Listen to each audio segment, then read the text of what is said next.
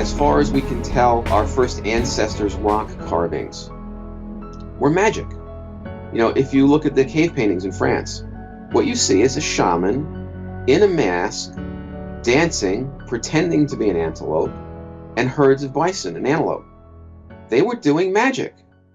They knew that there was a connection between what they were thinking and what they were looking for and the events that occurred around them.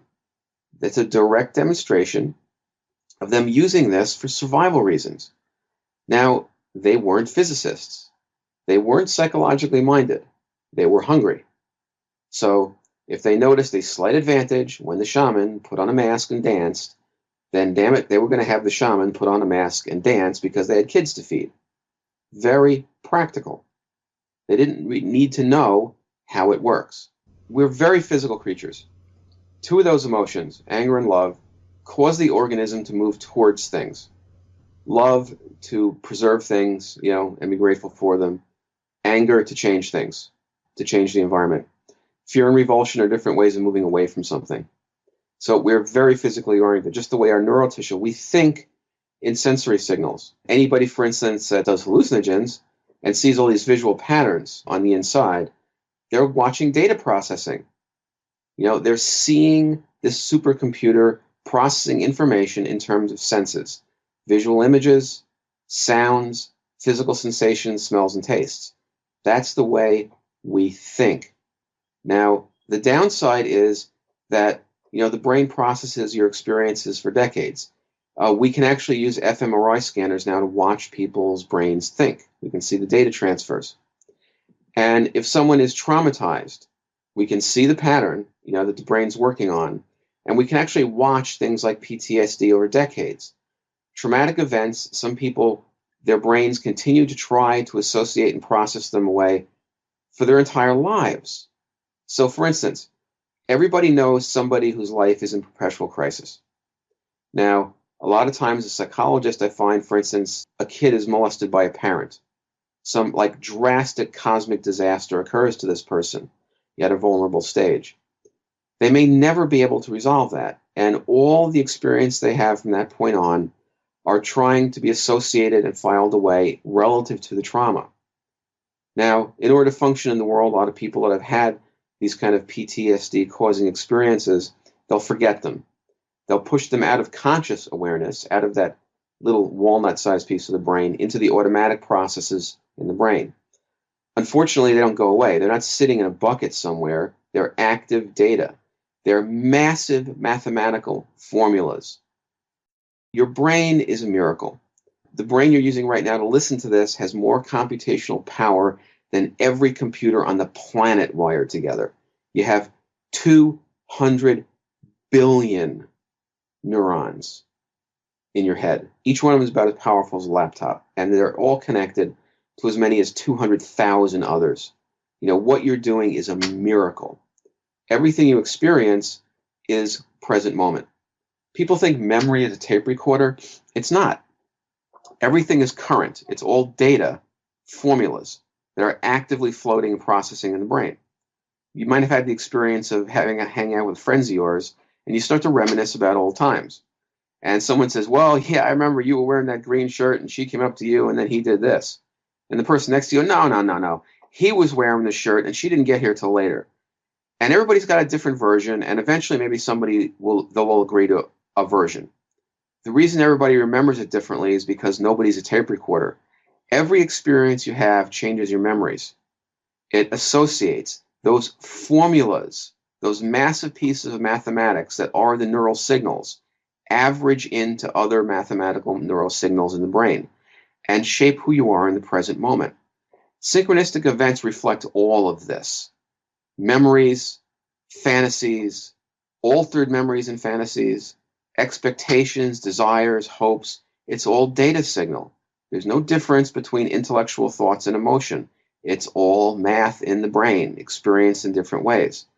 So when someone is traumatized, it becomes unconscious and the foundations for the way they see the world. Say, for instance, again, a child is molested. It affects the entire way they will trust other people and view the world as a hostile place for the rest of their life. That's why it's so damaging. And once it goes unconscious, it continues to produce meaningful coincidences in their life. The trauma continues to be replayed in the environment around them.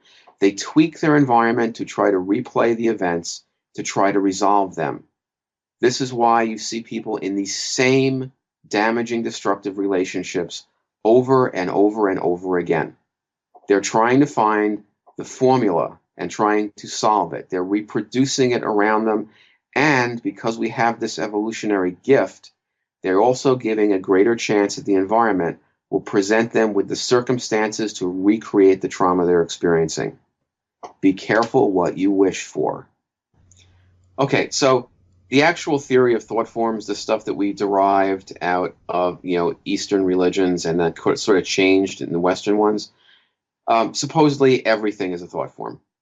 Now, it doesn't mean physical reality is not real. It is. It just means that physical reality is a kind of thought form. As a psychologist, I see this elitist view that some people are somehow special. Often, it's kind of a trap that bright people, legitimately spiritually minded people fall into. They think other people are unconscious. But here's the thing, okay? I evaluate intelligence and cognition for a living, and I see the full range from the occasional genius to the most dysfunctional, undifferentiated schizophrenics in the world, okay? With brain traumas, learning difficulties, psychodynamic traumas, PTSD, layered and layered and layered and layered. I got a really good view of what humans are, okay? And this is the amazing thing. I hear one person say another person is stupid, which essentially, if you're saying that there are elite people in the world and that everybody else is a thought form, you're basically saying I'm smart and these people are just dumbasses, okay? That is the basic narcissism of it. Here's the thing. I sit across someone, average IQ is 100. So let's say I'm evaluating someone who's slightly developmentally disabled. He's got an IQ of, maybe 75. And another psychologist says, well, unfortunately, the guy is just not very bright, and they sort of tag him as stupid. Here's the amazing thing. When you look at an object, your eye digitizes the thing in front of you. On the way to the brain, even, the optic nerve does math on the images. It color corrects. It changes the contrast. It contacts areas of your cortex to look for associative patterns to fill in pieces of the information that's not available.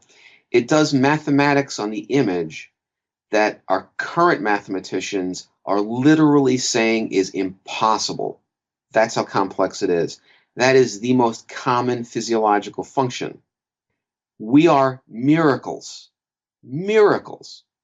How well a person is able to remember 8 items on a list, or where they put their car keys, or able to negotiate the minutiae of Buddhist philosophy is a joke. Literally, that person in front of you who you think is perhaps stuck up, not too bright, not intellectually curious, and has no creative ability, literally the brain in their head is the most fantastic supercomputer in the universe that we know of. People are miraculous. Consciously, the part that we think of as us, that we're so proud of, we don't have the conscious capacity of fully understanding the enzyme systems in any individual cell in any creature in the world. Hubris. Hubris. We're miracles.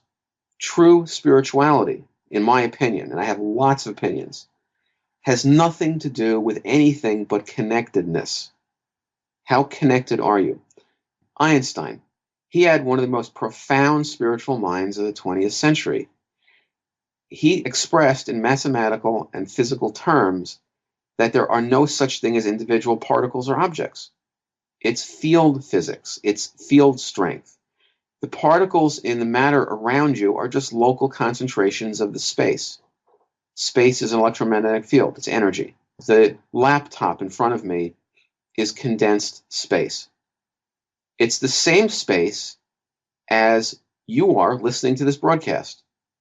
You're innately connected.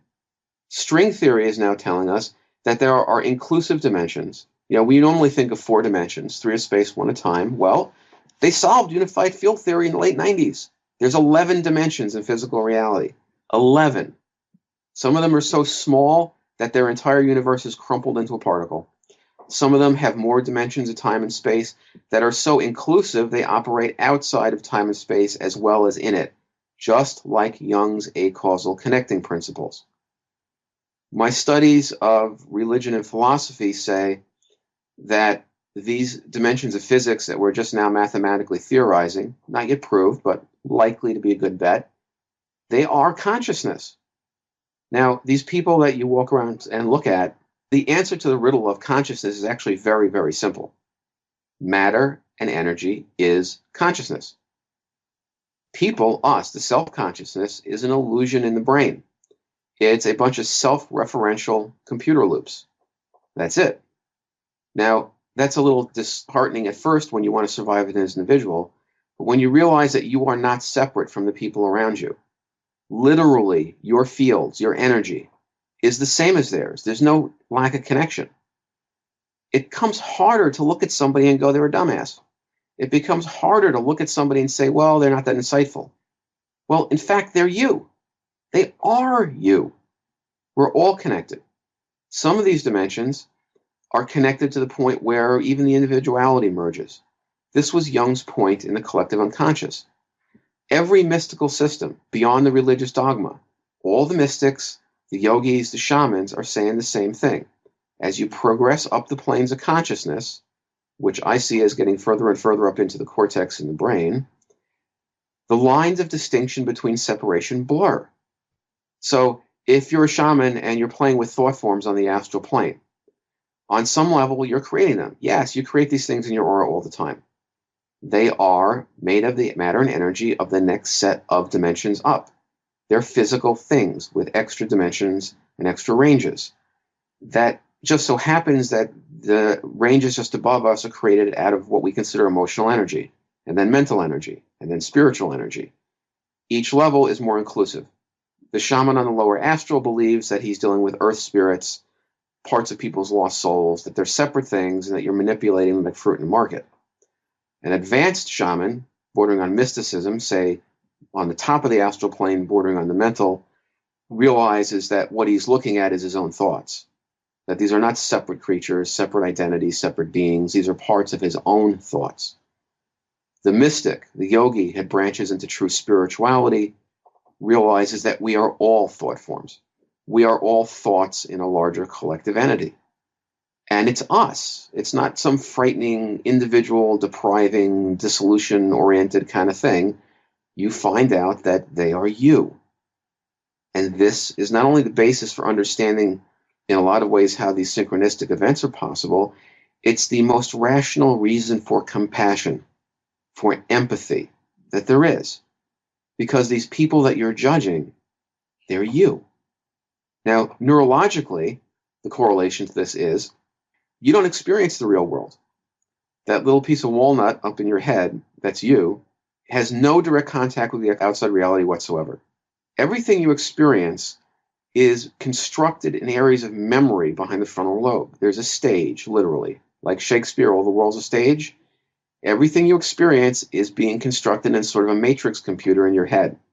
It's taking the sensory data and it's building an environment for you. What you are in right now is a hallucination.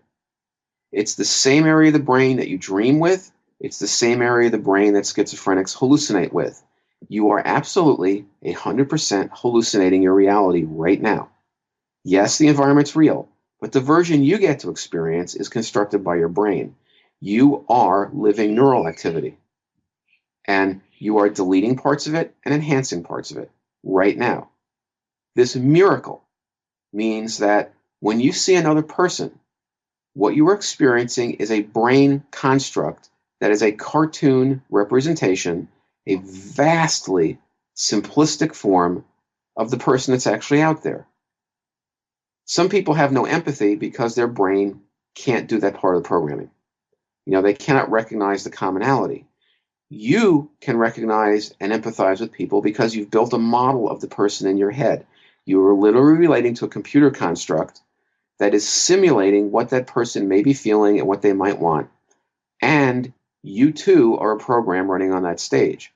Your sense of self, your memories, your experiences, all the special things are a construct, a computer program running in the same stage.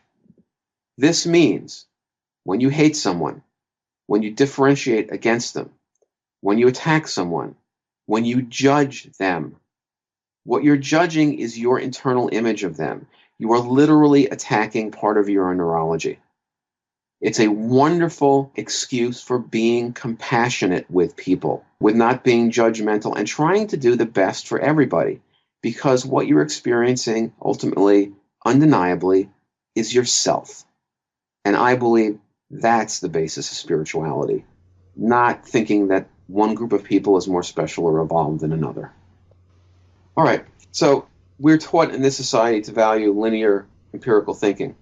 And when you take the child, as I mentioned before, and you discount their experiences with synchronistic events, you're programming their brains to ignore them.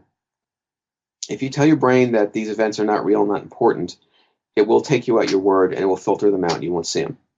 I've been in rooms with people who their thought patterns are talking to them through TV sets and all these wild coincidences are happening around them and they have no clue. And I can actually sort of, almost telepathically read some of the stuff they're going through and they're not tuned in at all. But it develops in stages, often for people. The first stage for people is usually, they're clueless. Then they see some event and they clued into the fact that it's possible. And they will often go frantically searching for an explanation. Now, what they find is any version of some mythology, basically. Usually that reflects their own psychodynamic life and development. And they will, for a while, think that they are being subjected to synchronistic events. It's an outside source. There may be some paranoia involved in this. They may feel picked on, singled out, selected. Eventually, they come to realize that they're maybe looking at reflections. They see some of their thoughts. At this point, the mythology kind of breaks down. So if someone believed UFOs were super technological UFO aliens were arranging their environment and that they were going to be picked up or some nonsense, what'll happen is eventually they'll start seeing cracks in the mythology. Things don't make any sense.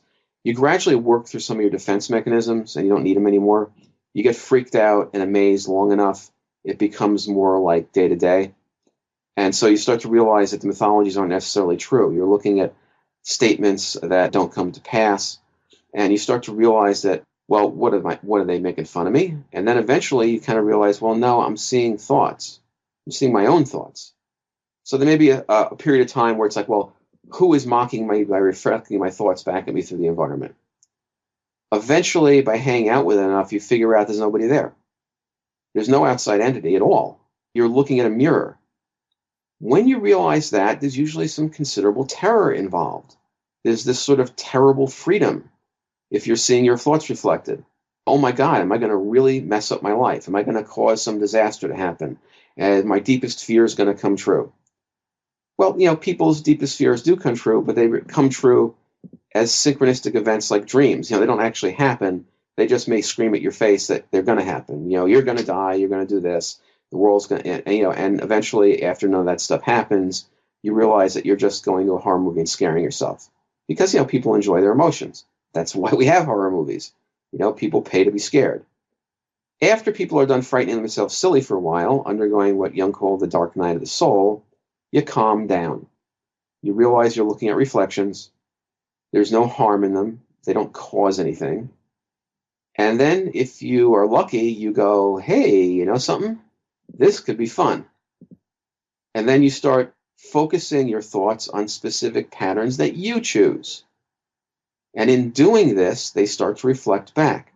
And you gradually gain the ability to bounce thoughts by choice off the environment.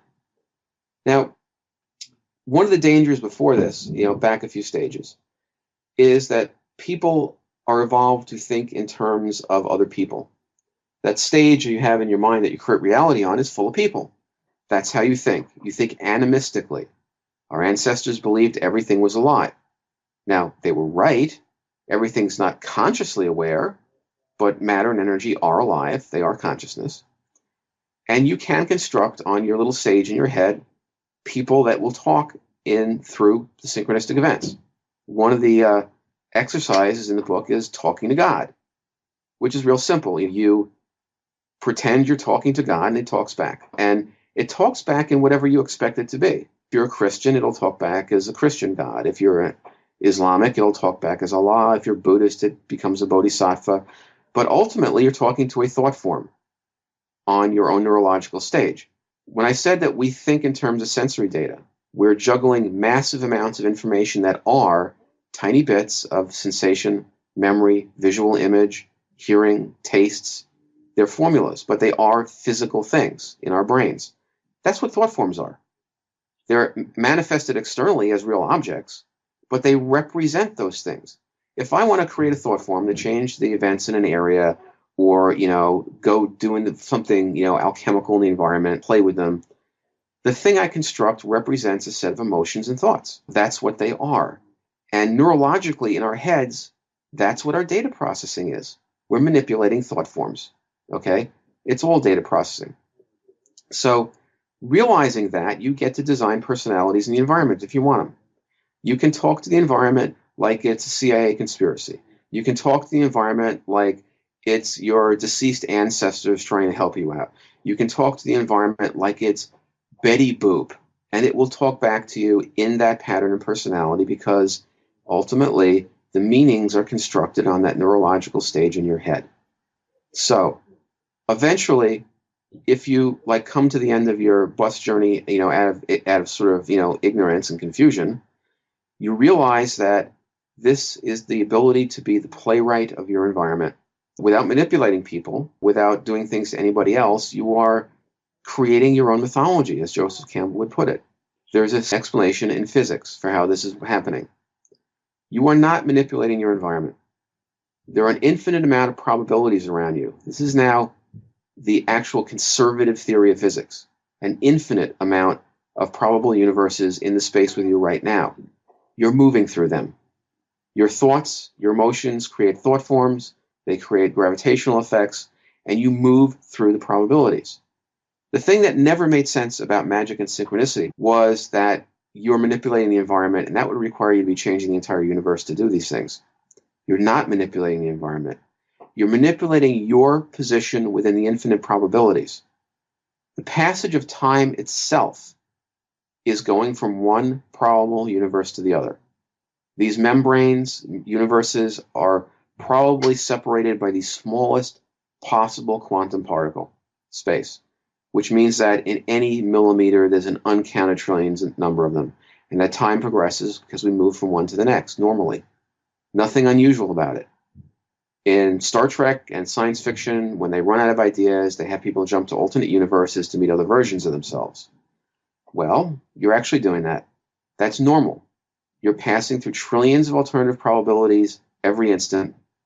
Each one of them has the potential of lining up with what you're thinking and feeling and producing a co-occurrence event, a synchronistic event, where your travel through probability makes the internal state the same as the external state, and a synchronistic event happens.